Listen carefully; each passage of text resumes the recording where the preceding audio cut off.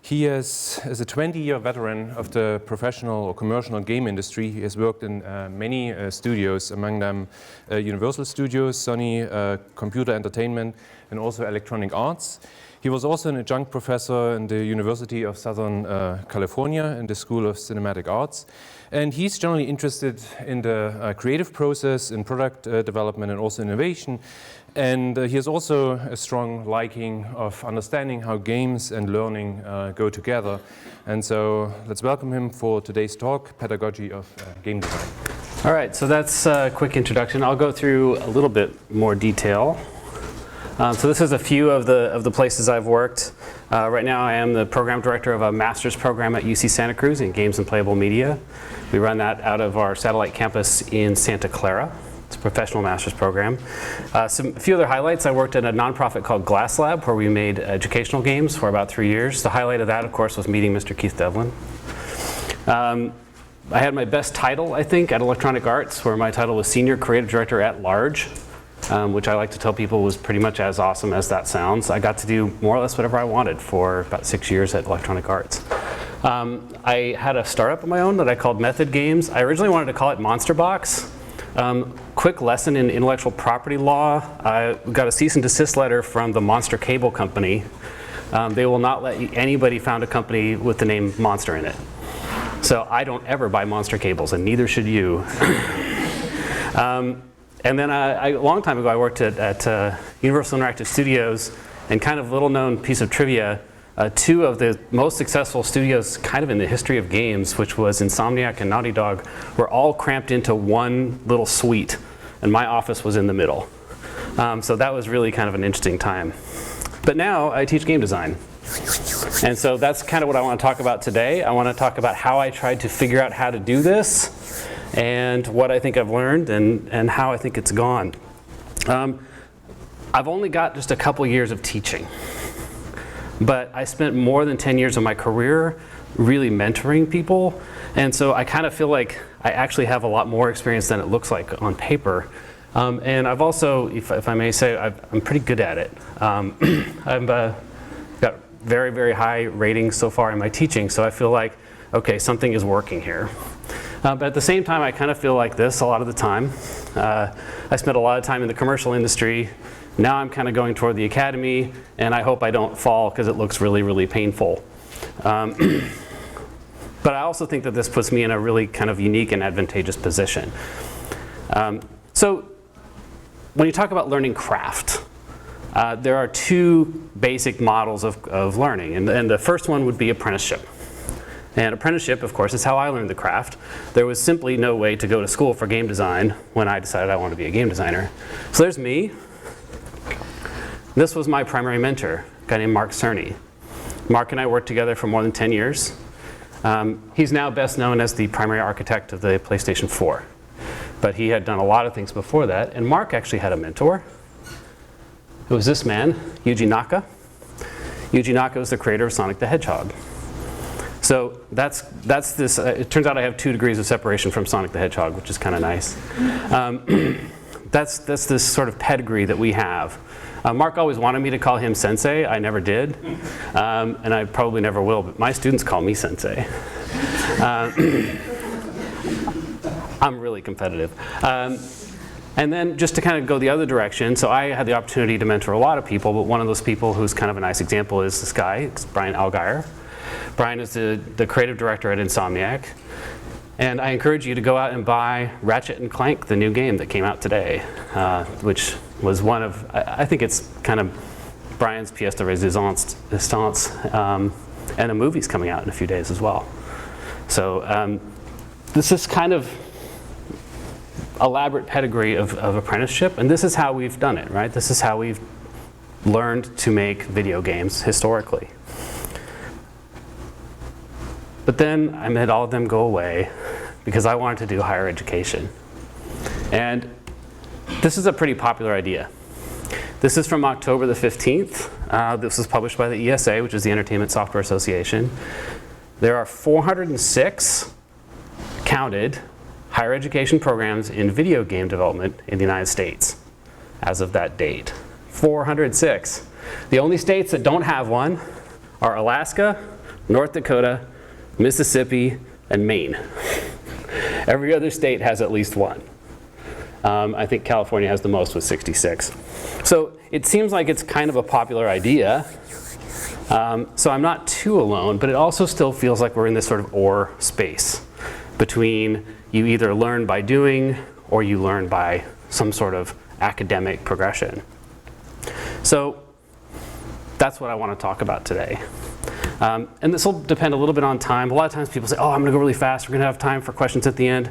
Here's the truth. I have absolutely no idea how long this talk is going to take. So what I did is I put a branching point in the middle. So we'll decide how far we want to go. But I'm going to start by doing what I call teaching in the School of Hard Knocks, which is sort of how I learned game design and how I've transitioned that into a learning model of game design. And then we'll choose between where we want to go beyond there. My first job as a game designer came in 1994.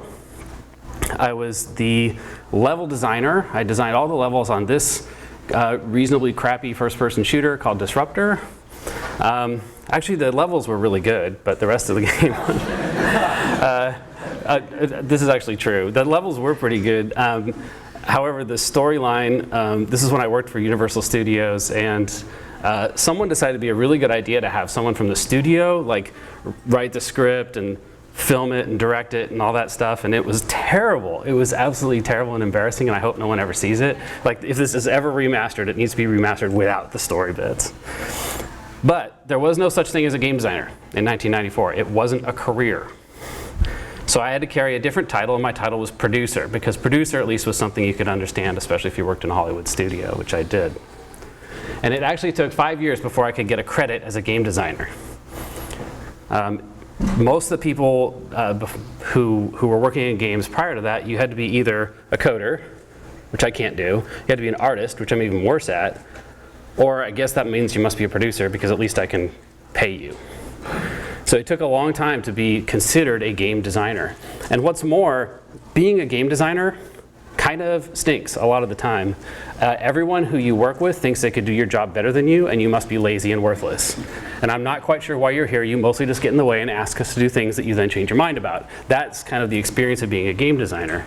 So you go through this for 5, 10, 15 years before you finally start getting some respect, and then somebody says, hey, I'm going to teach students to do your job in a year. And you go, yeah, right. And this is what it looks like. I just Googled this last night. If I type in game designer, this is the first things that come up on Google. Those are all paid, of course, but like they're all like game design schools, right? So there has been a certain amount of resistance inside the industry to this idea. When I first started at Electronic Arts, I had actually befriended Tracy Fullerton, who is the person who heads all of the game design programs at USC. And I thought, you know what would be really cool is I could bring Tracy over to Electronic Arts, and she could give a talk about how they do game design, how they teach young people to be game developers at USC, and that'll be really cool. And Tracy said, that sounds like a great idea. And she came to EA, and it was like one of the worst experiences of my life. There was not a lot of generosity in the room toward that idea, put it that way.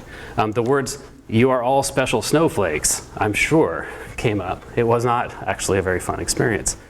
So that means that there's a lot of kind of institutional resistance to this idea. And I think I kind of divide it into two categories that sound similar but are actually very different. And I'm going to start with the second one here, which is to be perceived as credible. So if I'm going to train someone and say, I've trained this person to be a game developer, what do I need to train that person in to be perceived, if they're going to go do this as craft in the future, as credible? And it kind of comes down to this. I need to teach you things like teamwork. I need to teach you, these are the different roles on a team in game development. This is how we develop the game software. This is how we test it. We do user testing, all that kind of thing. And yeah, this is, for those of us that have been studying education for a while, this is what we would call 21st century skills, right? I don't know if you knew, who's heard this term, 21st century skills? Okay, yeah, it's a very, very popular idea right now in K through 12 education, is we should be teaching children 21st century skills, things like this: collaboration, cooperation, problem solving. Or as one of my friends in education likes to say, 15th century skills. But anyway, these are the things that we teach because that's what the people in industry will value, and that we can say, okay, look, we've prepared these people for that career. And that's cool, but I don't think it's actually very interesting. Even though what you see on the right here is an article that I wrote along with Mark Cerny, my mentor, that actually got quite a bit of notoriety and is still used in sort of production methods. So just to talk a little bit about what that production method is, because this, if you, who here would like to go into games at some point in your life? All right, excellent. I know an excellent master's degree program, by the way. This is something you might like hear about at some point. It's often called the Cerny method. We just called it method. The world attached Mark Cerny's name to it because his name is way cooler than mine. It basically says we divide the creation of a game into 4 distinct segments. Ideation, what might I do? Pre-production, what might that look like? Production, let's build it. And then lately I talk about also post-production, which is, I guess it's still broken, let's fix it. Or let's try to make money from it, if that's the other perspective. So like I'm the creator of this, it's still supposedly a big deal, I'm a co-creator of that, but I still don't actually find it that interesting. I think it's a sort of floor of credibility that we have to have in order to be a game development program that's going to be taken seriously by the game development community, but it actually isn't that interesting. So this is the other bit, which is what I think is credible. What I think is actually interesting going forward. So this was the part where I had to start reverse engineering what I know about game design. I've spent 20-some years being a game designer. How does that work? How is that something other than just intuitive? And it's kind of interesting because I actually, if you were to look at my whole history, I put up some studios there, but I actually spent a lot of time working independently and as a consultant. So game design consultant means you get on an airplane, you go somewhere, you walk in, someone says, please play this game for about 15 minutes and tell me exactly what's wrong with it and how to fix it. So you do, right? Which means 2 things. First is, I have to really understand well how to fix games. And 2 is, I have to make those people believe that it's magic and that no one else could figure it out. Because if anyone else could figure it out, they wouldn't have to pay me the absurd amount of money I'm going to charge you for this. So I had to become this magician, and I had to sort of incentivize to make it seem incomprehensible. Magic. Would anyone like to see a magic trick? Yes. I need a volunteer. Who's a volunteer? I see one up there. Is that you? Come on down. What's this?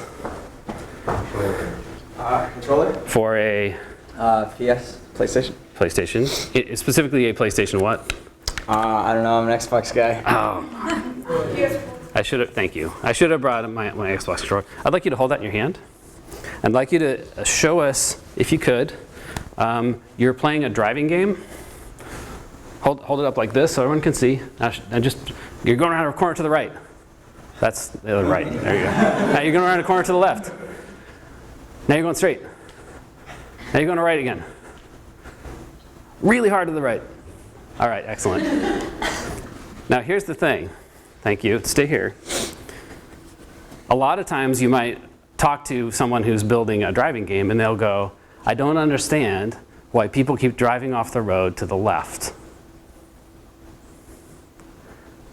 They keep veering off to the left instead of going straight, especially people who don't play a lot of driving games. A hand on the controller and they keep driving off the road to the left. Can anyone figure out why that might be true?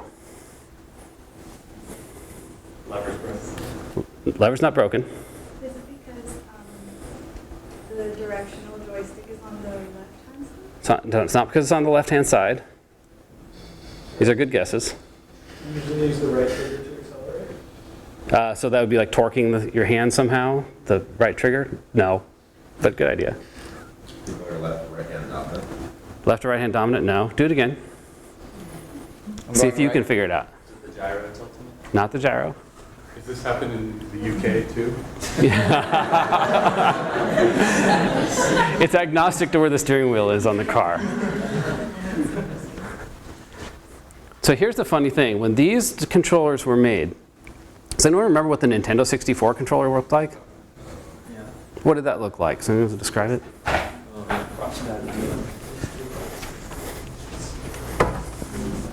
I get to do this. Nintendo 64 controller looked like this, right? And where was the analog joystick? It was right here. Now, what's different about that controller versus this one? That one is like this. All right? What's the difference? I'll give you a hint. It's about 45 degrees. So it turns out, thank you, the hinge of your thumb moves your thumb at an angle something like this. This reads 0 straight up. The player presses 0 like that. So they end up overcorrecting the wrong direction. And all you have to do is go into the code that reads this controller. You're done. Thank you for my magic trick. Thank you. And just offset it by about 30 degrees, clockwise. And suddenly people aren't driving off the road anymore. They aren't jumping in the wrong direction. They aren't kicking the ball at the wrong player. Whatever game you're happening to be making, fixed it. And do I tell them how I did that? Absolutely not. I went to a programmer who was sitting in a corner. I said, are you the one who does the controller input? And she says, yeah. And I go, here's what you're going to do. You're just going to take that and rotate it 30 degrees. She says, why? I said, shut up. And then they go, you know what? We did another play test and it's perfect. What did you do? And I go, magic. That'll be $1,000. That's what it means to be a game designer, where you want to make a lot of money, right? You got to learn all this stuff. It's got to be magic. But yet now I'm going to go teach it to a bunch of undergraduates. And this is actually what happened to me.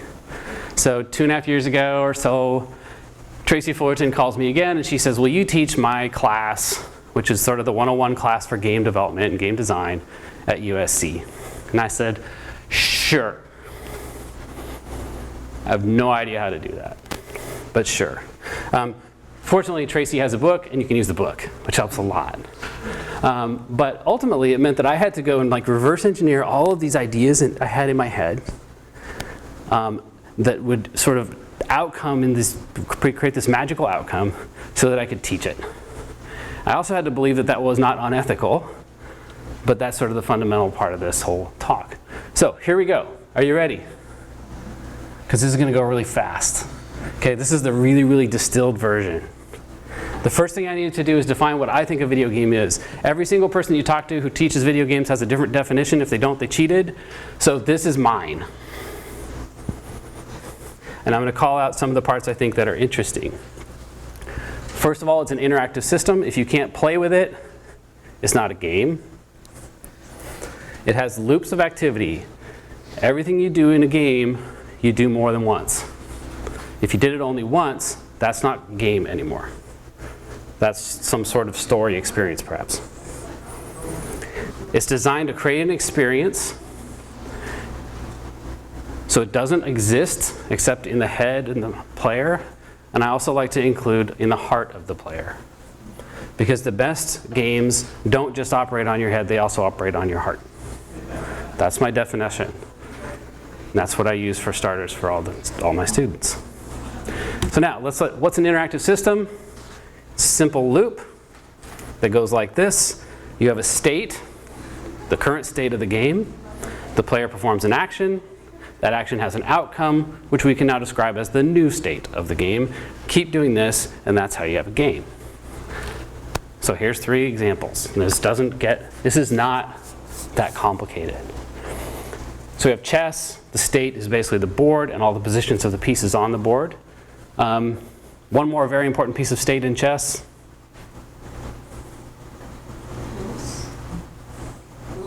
Whose turn is it? Yeah.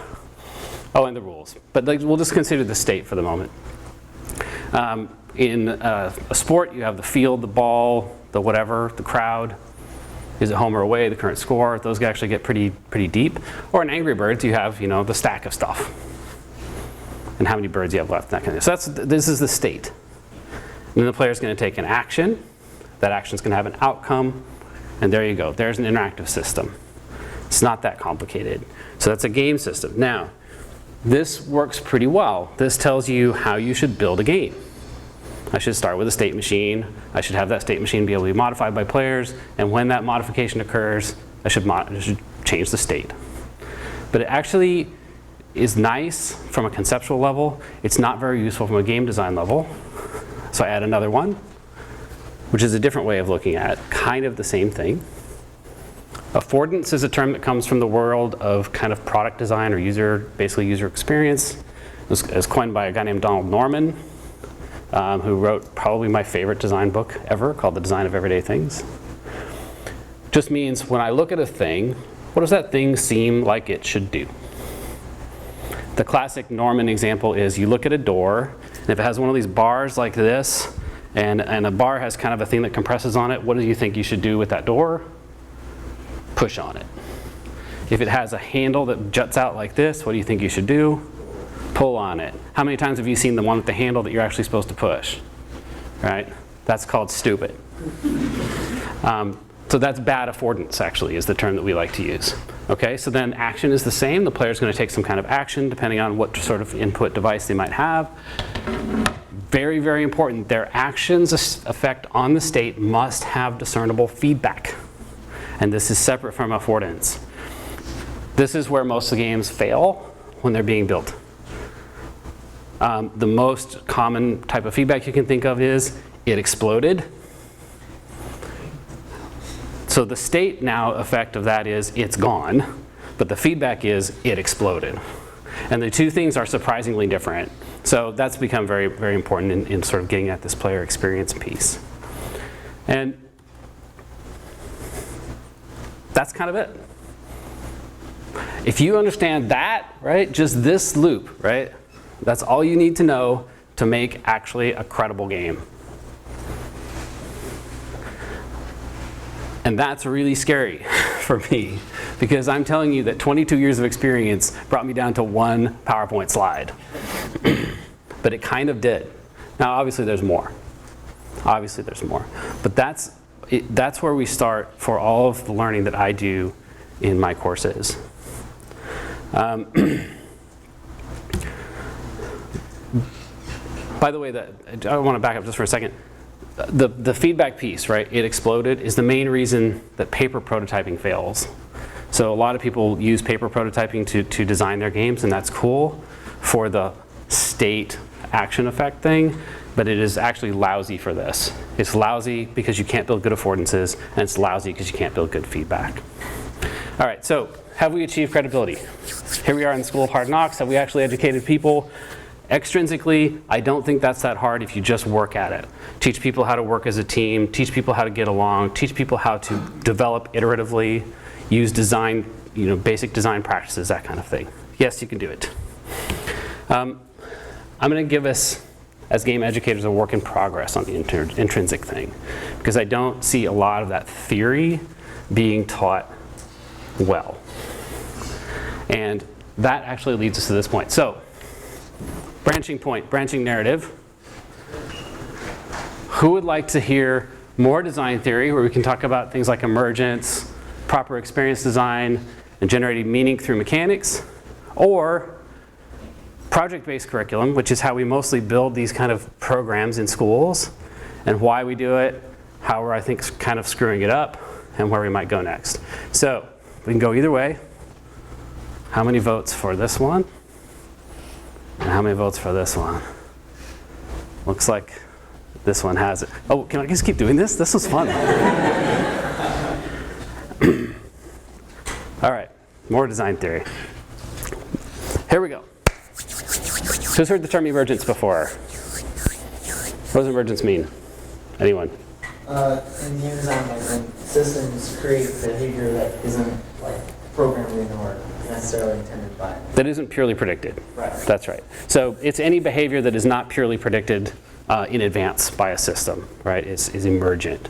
And I'm not going to go into like this whole philosophical of like, does that really exist and whatnot. Let's just say yes, it exists. And one of the common errors that I see is for people trying to create games that have emergence is say, well, I'll take this system and I'll make it more complicated. I'll add more variables to that loop, which turns out to be precisely the incorrect way to do it. The correct way to do it is to add more loops and then link them together. So, well, I have examples. Why wouldn't I? So let's talk about this. Here's one. Now the knight in chess is the most fun piece. It moves 2 different directions. It can jump over other characters. It's got all kinds of fun stuff going on. So you would think, basically then, that the knight versus knight should be an excellent game. I actually made people play this in class. It's like, come on. Like this is, you get a literal table flip sometimes because it's just so terrible, right? So why is the one on the right so much more interesting? Well, none of those pieces have particularly complex rules. As a matter of fact, most of them have incredibly simple rules, like the king, or the pawns are actually the most complex, but like most of them, the rules for a given piece are very, very simple. Go, I could have put go up and it'd be even more simple. But when you link them together, you get this thing that's emergent that took like the biggest computers ages to even figure out. This is a game that I'm very familiar with, and this is my personal representation of its systems. It's a little bit abstract, but I call that SimCity. We worked, when I was with Glass Lab, we worked quite a bit with SimCity. And that's kind of how it works. And in fact, this is really the design of all games by Maxis. So Maxis games are probably the historically most emergent games. The Sims, SimCity, right? If you go all the way back to SimAnt and whatever. Who knows what's going to happen when you boot up a Maxis game? Well, the answer is not very much, but just a whole lot of it, and they're all touching each other. So one of the kind of, remember I was at Electronic Arts, so I got to see how this works a little bit. One of the kind of rules they have on The Sims is someone would like to add a new feature. So they're going to judge, was that feature worth doing or not worth doing? The metric they use is how many other features does that feature touch? The larger that number is, the more worthy the idea is. It's not how complex is that feature to execute or understand. It's the opposite. Simple feature that touches dozens of things means that will create a very large emergent outcome, which is exactly what The Sims is about. And I found that really fascinating. So a given, this is a very, very simplified version of how The Sims works. You have an object. The object is a couch. The couch has some basic characteristics like how big it is and what it looks like. It also says, I am here for sitting. And I have a radius of this. And then there's a chair. And that chair says, I also am here for sitting. And I have a radius of this. And depending on where the player puts those, that character might sit there or might sit there or might not sit at all. And it becomes this very, very unpredictable system. But the actual logic is incredibly simple. It says, I am a couch, I am here for sitting. I might also be, I am here for sitting and I am excellent for sitting and watching television. I tend to afford sitting that lasts a long time, and the chair will be, I tend to afford short sessions of sitting. But these are, again, they're very, very simple little rules, like a chessboard, that play out by the system. And you end up needing very, very little randomness to make that really, really emergent. So that's cool, right? It's easy. You can all do that. Here's another one. Experience design. The game designers love to talk about Six Sigma High. Mihai Six Sigma High. We don't like to spell it. But he wrote a book called Flow, which, okay, 2 books you have to read after you leave here. You have to read Donald Norman's The Design of Everyday Things, and you have to read Mihai Six Sigma High's Flow, and I forget what the rest of it is, something about optimal experience. Who cares? It's called Flow, and it's an amazing book. And he talks about, this is actually a graphic from his book, about what it feels like to be in that perfect flow state. He's a big tennis player. And he talks about when you're playing tennis against someone against whom you are perfectly matched. And you like feel like everything's just working for you. So in video games, we're constantly trying to build that state. Here's the thing, we tend to do it in a way that is naive and incorrect. And it's all right there in that graph, which is that flow is not a one-dimensional line, it's not linear, it's a two-dimensional band or channel. And so you have to actually take the person out of comfort, back into comfort, out of comfort, and back into comfort, and like that, indefinitely, so they actually remain interested. Because being at your perfect state of like, this task is perfectly matched to my abilities is fundamentally unstable, which is kind of weird. You would think like, no, that's how it's supposed to be perfect all the time, but that's actually wrong. So you can think of games that do this. By the way, this is the basis on which we build dynamic difficulty systems. And if you play a lot of games, a lot more games have dynamic difficulty than you know. So, sorry. I destroyed someone's youth recently giving a lecture about that. So we build that to try and get that in a perfect state. The other thing about experience design is sequencing. We want stuff to go kind of random-ish. So why would we make it kind of random-ish?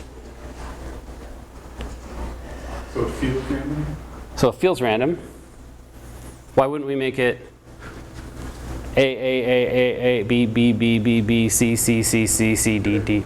Because it's predictable. What's wrong with predictable? It's boring. These are all very vague terms. Here's an example. And this is from an actual game that EA did a number of years ago called Dead Space. And the top is the sequencing under which they introduced the bad guys that would come try to eat your face. And the bottom is the sequencing under which they introduced the puzzles and sort of unique little gameplay bits. And what we discovered, unsurprisingly, was that people found the combat boring and the exploration exciting. The unfortunate bit is that the team had invested so much time in all these different enemies and so much money in creating and animating them, and yet after about the fourth enemy, users stopped perceiving that there was anything new at all in there. And they were just like, oh, I think I'll kill a bad person. And they stopped caring what it might behave like. But in case of the puzzles and the zero gravity things and all that kind of stuff, it was exciting because you never knew what was coming next. Essentially, it's the same experience as if you're walking through a haunted house. Or I really like to have people like just go to Disneyland and go on the Teacups ride and then go on like the Indiana Jones ride. And like, how are those different? The Teacups is great for children because they like that kind of repetition. They don't care. But as soon as you get sort of cognitively mature, that no longer works for you. And you need to have something that is fundamentally unpredictable, or else it's not real. There's this sort of uncanny valley of experience that says if that experience repeats too frequently, or in a way that I can predict, then it's not real and I don't care. I actually have this really fun slide, I should have put it in here, of there's like a savanna with a tiger in it and the same savanna with no tiger in it. And people can identify the difference between those two photos in like a tiny fraction of a second. But as like a computer vision task, it would be brutal. So we're really good at this. Like we see patterns really, really fast. So you have to hide your patterns. This was a fun thing I had one of my students do recently. This illustrates how he needed to change his game because it was way too predictable and simple. I also really liked that he had actually tracked absurdity as a metric. But these things have to cross over more than that. So he's working on fixing that. All right, this is just like good stuff. Meaning through mechanics. So this is interesting. Usually when we make games, we think of them in terms of what you do, and then maybe where it is, or what the story might be, and then finally like how that makes me feel. I think when you think about games as a player, this is the way you think. I did stuff, it took me to a place, it made me feel excited, it made me feel afraid, it made me feel joyful, it made me feel whatever. And that's a really kind of easy way to start planning to make a game. I played this other game when, blah, blah, blah, and this is a very common way of making games. You end up with something like that. It's a survival shooter, it's on the moon, and I guess you're scared or something. Awesome, let's make it. And it's really good for making sequels and stuff like that. So I got to be around that for a long time in my life. But we can start messing around with that. So what if we put the premise on the outside? And then we made some functions, and then there's an emotion. And that's what we do when there's a story game, right? 4 people marooned on a desert island. There's a space marine, whatever. And basically you end up with, what's this? This would be Lost in Space, the game. And oftentimes kind of vacant when it comes time to get to the emotion piece. And I just find all this kind of uninteresting. And I asked my students to try to flip it inside out. So instead of starting with what the game does, start with how you want the player to feel. What would happen if you just started with that? So let's play with that. Let's play with that. This will work less well with this crowd. Here's one I do a lot. Can you all name something that you have to do every day that you find annoying?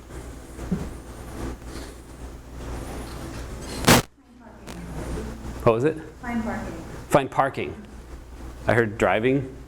Yeah, that usually comes up. Driving in traffic, find parking. Shaving. Pardon? Shaving. Shaving. I want to make Keith's game. It's only half the audience. Not necessarily. So this comes up very often as it's driving in traffic. So what's the emotion that you get from that? From trying to find a parking spot, or I'm driving and it's like, what does it feel like? You're impatient. Alert.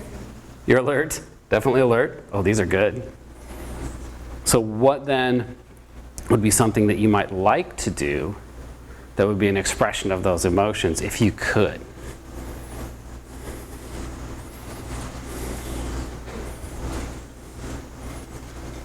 Get some kind of reward for like. You could get a reward for finding a parking space. Yeah, Have like a sense of progress in relation to your search for parking? you could do that. You could do that. What was this last one? Bash another car out of the way. Bash another car right out of the way. Just bash it out of the way. How would that feel? She's like, yes, that. Who's played a game called Burnout? That's exactly what that game is. That's exactly what that game is. You drive really fast amongst traffic. You're very alert because you're going, I think that it's going like something like 220 to 250 miles an hour because they've scaled it really weird. You hit cars, and when you hit cars, you are rewarded with points and extra boost. Go. You're like, she's like, yeah, that's my game. So this is an example where you start with an emotion and you build outward into the features. And now you say, well, what are some other features we can add to Burnout? And like, that's going to get easy now. Like, it's got to fit, but it's not that hard to make it fit when you know what the emotion is. So this is something that I've added to the curriculum that we do at Santa Cruz, is I make my students do prototypes based on an emotion. And the emotion must be reflected in the actual mechanics and the actual functions of the game. So you can't say boo and say that's scary. You actually have to have something jump out at you or something, whatever you're going to do for scary. And some of these get pretty hard. The way I do it is that we do a random roll to which one you get, and then you have to build that game. And then we bring in people to play it, and they have to guess which one you had.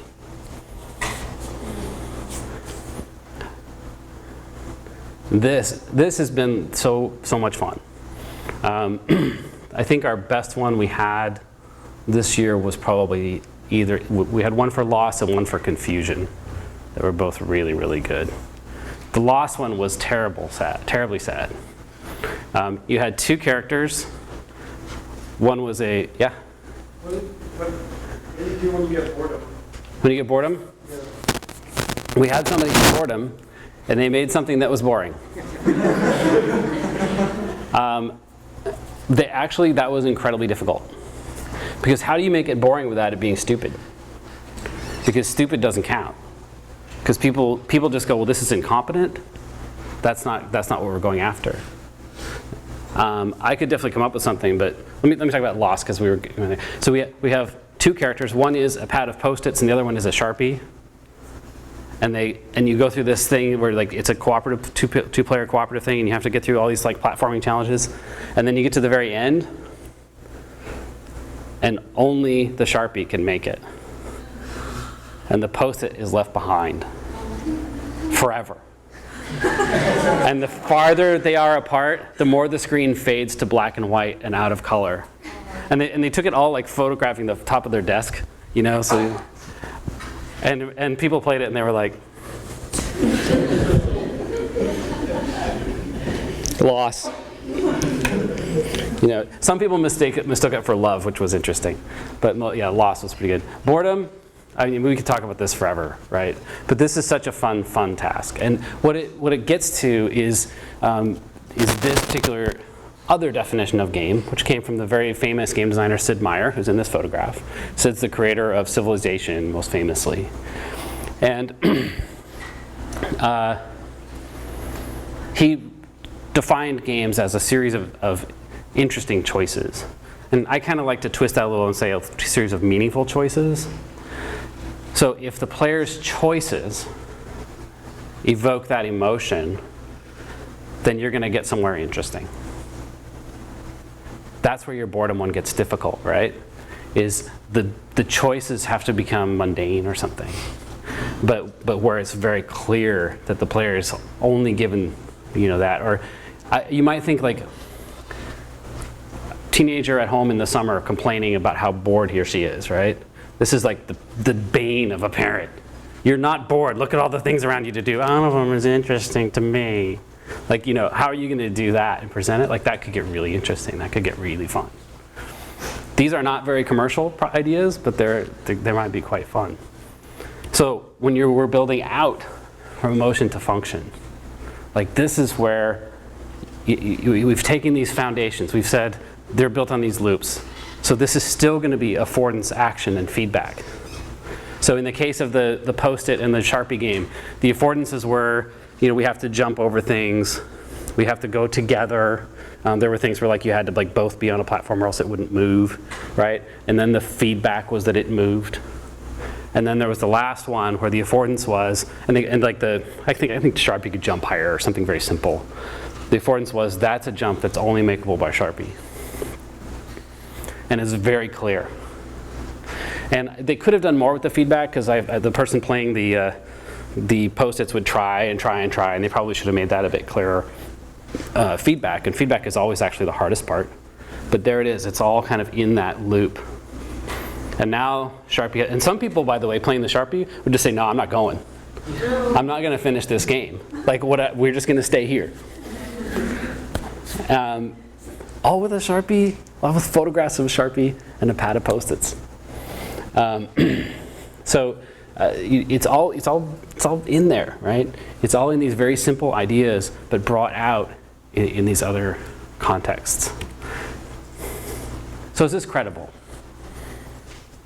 If my goal was to say, I have something like a curriculum, I have something like a set of ideas and exercises that I believe will teach you in this really short span of time the things that took me 20 years to learn. That's my question.